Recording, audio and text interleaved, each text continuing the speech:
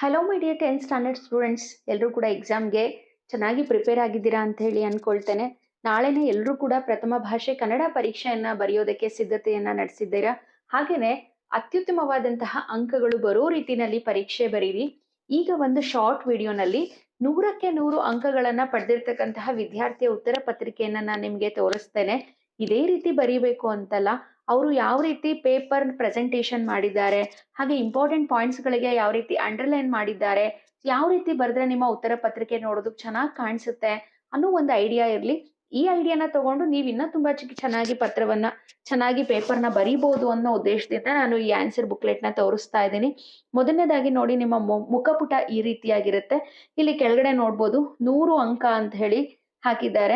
So 100 ಅಂಕದ ಪತ್ರಿಕೆ ಯಾವ ರೀತಿ ಇದೆ ಅಂತ ಹೇಳಿ ನೋಡೋದಾದ್ರೆ ನೋಡಿ, ಇಲ್ಲಿ ಮೊದಲನೇದಾಗಿ MCQs ಅನ್ನ ಬರೆದಿದ್ದಾರೆ. MCQs ನಲ್ಲಿ ಮಾರ್ಜಿನ್ ನ ಈ ಭಾಗದಲ್ಲಿ ಎಲ್ಲ ಪ್ರಶ್ನೆ ಸಂಖ್ಯೆಗಳನ್ನ ಹಾಕಿದ್ದಾರೆ. ಹಾಗೆ ಅದ್ರ ಜೊತೆಗೆ ಆಪ್ಷನ್ ಅನ್ನ ಹಾಕಿ ಉತ್ತರಗಳನ್ನ ಬರೆದಿದ್ದಾರೆ. ಹಾಗೆ ಈ ಭಾಗದಲ್ಲಿ ಇವ್ಯಾಲ್ಯೂಯೇಟರ್ ಅಂಕಗಳನ್ನ ನೀಡಿರೋದನ್ನ ನಾವು ನೋಡಬಹುದಾಗಿದೆ. ಇನ್ನು ಸೆಕೆಂಡ್ ಮೇನ್, ಇಲ್ಲಿ ಸಂಬಂಧಿ ಪದ ಬರೆಯಿರಿ. ಅಲ್ಲೂ ಕೂಡ ಅಷ್ಟೇನೆ 7, 8, 9, 10 ಸರಿಯಾಗಿ ಉತ್ತರವನ್ನ ನೀಟಾಗಿ ಬರೆದಿದ್ದಾರೆ. ಆದ್ರೆ ಇಲ್ಲೂ ಕೂಡ ಒಂದು ಬದಲಾವಣೆ ನೀವು ಮಾಡಬಹುದು. ಅಂದ್ರೆ ಇಲ್ಲಿ ಸಂಬಂಧಿ ಪದದಲ್ಲಿ ಯಾವ ಪದಕ್ಕೆ ಸಂಬಂಧಿ ಪದ ಬರೀಬೇಕೋ ಆ ಪದವನ್ನ ಬರ್ದ್ಬಿಟ್ಟು ನೀವು ಬರೆದ್ರೆ ನೋಡೋದಕ್ಕೂ ಕೂಡ ಚೆನ್ನಾಗಿ ಕಾಣಿಸುತ್ತೆ. ಇನ್ನು ನಂತರ ಒಂದು ವಾಕ್ಯದ ಪ್ರಶ್ನೆಗಳಿಗೆ ಉತ್ತರಿಸಿ. ನೋಡಿ, ಅಲ್ಲಿ ಶಾನುಭೋಗರ ಬ್ರಹ್ಮಾಸ್ತ್ರ ಕಿರ್ದಿ ಪುಸ್ತಕ. ಆ ಕಿರ್ದಿ ಪುಸ್ತಕ ಅನ್ನೋ ಪದಕ್ಕೆ ಅಲ್ಲಿ ಪೆನ್ಸಿಲ್ ಅಲ್ಲಿ ಅಂಡರ್ಲೈನ್ ಅನ್ನ ಮಾಡಿರೋದನ್ನ ನೋಡ್ಬೋದು. ಹಾಗೆ ಇನ್ವಿಟೆಡ್ ಕಾಮ ಹಾಕಿರೋದನ್ನ ನೋಡ್ಬೋದು. ಸೊ ಈ ರೀತಿ ಬರೆದ್ರೆ ಪೇಪರ್ ನೋಡೋದಕ್ಕೂ ಕೂಡ ತುಂಬಾ ಚೆನ್ನಾಗಿ ಕಾಣಿಸುತ್ತೆ. ಹಾಗೆ ಒಳ್ಳೆ ಅಂಕಗಳು ಕೂಡ ನಿಮಗೆ ಸಿಗುತ್ತೆ. ನೋಡಿ, ಈ ರೀತಿ ಬುಕ್ಲೆಟ್ ಇರುತ್ತೆ. ಬುಕ್ಲೆಟ್ ನ ಓಪನ್ ಮಾಡಿ ಕರೆಕ್ಷನ್ ಮಾಡೋ ಸಂದರ್ಭದಲ್ಲಿ ಇವ್ಯಾಲ್ಯೂಟರ್ಗೂ ಕೂಡ ನಿಮ್ಮ ಮೇಲೆ ಒಂದು ಒಳ್ಳೆ ಇಂಪ್ರೆಷನ್ ಕ್ರಿಯೇಟ್ ಆಗುತ್ತೆ. ನಂತರ ನೋಡಿ, ಇಲ್ಲಿ ಒಂದು ವಾಕ್ಯದ ಕ್ವಶನ್ಸ್ ಎಲ್ಲ ಆದ್ಮೇಲೆ ನಂತರ 2-3 ವಾಕ್ಯದ ಕ್ವಶನ್ಸ್ ನ ಬರೆದಿದ್ದಾರೆ. ಒಂದು ಕ್ವಶನ್ ಕಂಪ್ಲೀಟ್ ಆದ ತಕ್ಷಣ ಪೆನ್ಸಿಲ್ ಇಂದ ಅಡ್ಡ ಲೈನ್ ಅನ್ನ ಹಾಕಿದ್ದಾರೆ. ಹಾಗೆ ಅದ್ರ ಜೊತೆಗೆ ಎಲ್ಲೂ ಕೂಡ ಸ್ಕ್ರಾಚ್ ಮಾಡಿಲ್ಲ, ಕಾಟು ಚಿತ್ತು ಮಾಡಿಲ್ಲ, ನೀಟಾಗಿ ಪೇಪರ್ನ ಪ್ರೆಸೆಂಟ್ ಮಾಡಿರೋದನ್ನ ನೋಡ್ಬೋದು.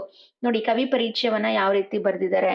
ಹಾಗೇನೆ ಇಲ್ಲಿ ನೋಡ್ಬೋದು, ಇಲ್ಲಿ ಅಲಂಕಾರ, ಛಂದಸ್ಸು ಎಷ್ಟು ಸ್ಪಷ್ಟವಾಗಿ ವಿಭಾಗ ಮಾಡಿ ಬರ್ದಿದ್ದಾರೆ. ನೋಡಿ, ಛಂದಸ್ಸನ್ನ ಇದು ಚಂಪಕ ಮಾಲಾ ವೃತ್ತ ಅಂತ ಹೇಳಿ ಬರ್ದಿದ್ದಾರೆ.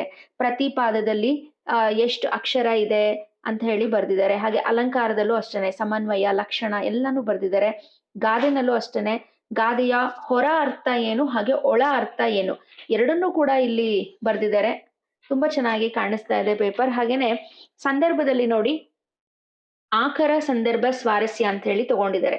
ಅಂದ್ರೆ ಕೆಲವರು ಆಯ್ಕೆ ಅಂತ ಹೇಳಿ ಬರ್ದಿರ್ತೀರ. ಆಯ್ಕೆ, ಸಂದರ್ಭ, ಸ್ವಾರಸ್ಯ 3 ಸ್ಟೆಪ್ ಅನ್ನ ಕೂಡ ನೀಟಾಗಿ ಫಾಲೋ ಮಾಡಿದ್ದಾರೆ. ಹಾಗೆ ಸ್ವಾರಸ್ಯವನ್ನ ಕೂಡ ಇವರು ಚೆನ್ನಾಗಿ ಬರ್ದಿದ್ದಾರೆ. ಹಾಗೆ ಅದ್ರ ಜೊತೆಗೆ ಮುಂದುವರೆದು ನೋಡೋದಾದ್ರೆ ಪದ್ಯ ಬರೀತಕ್ಕಂಥ ಸಂದರ್ಭದಲ್ಲಿ ಪದ್ಯದ ಹೆಸರು ಹಾಗೆ ಕವಿಯ ಹೆಸರು ಬರೆದ್ಬಿಟ್ಟು ಪದ್ಯವನ್ನ ರಚನೆ ಮಾಡಿದ್ದಾರೆ. ಇನ್ನ ಸಾರಾಂಶ ಅಷ್ಟೇನೆ, ಇಲ್ಲೂ ಅಷ್ಟೇ ಸಾರಾಂಶ ಬರೆಯುವಾಗ ಆಕರ ಕೃತಿಯನ್ನ ಬರೆದಿದ್ದಾರೆ, ಮೌಲ್ಯ ಬರೆದಿದ್ದಾರೆ. ಆಮೇಲೆ ನಂತರ ಏನ್ ಮಾಡಿದ್ದಾರೆ ಅಂತ ಹೇಳಿದ್ರೆ ಪದ್ಯವನ್ನ ಎಕ್ಸ್ಪ್ಲೇನ್ ಮಾಡಿದ್ದಾರೆ. ಪದ್ಯದ ಭಾವಾರ್ಥವನ್ನ ಎಕ್ಸ್ಪ್ಲೇನ್ ಮಾಡಿರೋದನ್ನ ನೋಡ್ಬೋದು. ಇನ್ನು 8-10 ವಾಕ್ಯದ ಪ್ರಶ್ನೆಗೂ ಅಷ್ಟೇನೆ ನೀಟಾಗಿ ಉತ್ತರ ಬರ್ತಾರೆ. ಮಕ್ಕಳು ಎಲ್ಲೂ ಕೂಡ ಸ್ವಲ್ಪನೂ ಸ್ಕ್ರಾಚ್ ಮಾಡಿಲ್ಲ, ತಿದ್ದಿಲ್ಲ, ತೀಡಿಲ್ಲ. ಪೇಪರ್ ಅಂತೂ ತುಂಬಾನೇ ಚೆನ್ನಾಗಿದೆ. ಇನ್ನು ನಂತರ ಅಪಠಿತ ಗದ್ಯ ನೋಡಿ ಯಾವ ರೀತಿ ಆನ್ಸರ್ ಮಾಡಿದ್ದಾರೆ. ಹಾಗೆ ಪತ್ರಲೇಖನ ಆದಷ್ಟು ನೀವು ಒಂದೇ ಪೇಜಲ್ಲಿ ಬರೀರಿ. ಇವರು 2 ಪೇಜ್ ತಗೊಂಡಿದ್ದಾರೆ.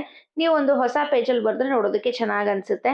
ಹಾಗೆ ಪ್ರಬಂಧವನ್ನು ಅಷ್ಟೇನೆ ಪ್ರಬಂಧದ ಬಗ್ಗೆ ಪೀಠಿಕೆಯನ್ನ ಬರೆದು ನೀಟಾಗಿ ಪ್ರಬಂಧದ ವಿಷಯದ ವಿವರಣೆ ಬರೆದಿದ್ದಾರೆ, ಉಪಸಂಹಾರ ಬರೆದಿದ್ದಾರೆ, ಎಲ್ಲ ಸ್ಟೆಪ್ನು ಫಾಲೋ ಮಾಡಿದ್ದಾರೆ. ಕೊನೆಗೆ ಬರ್ದಿದ್ದಾದ್ಮೇಲೆ ನೋಡ್ಬೋದು ಬ್ಲೂ ಪೆನ್ ಅಲ್ಲಿ ಉಳಿದಿರ್ತಕ್ಕಂಥ ಪೇಜಿಗೆಲ್ಲ ಅವರು ಇಂಟು ಅನ್ನ ಹಾಕಿದ್ದಾರೆ.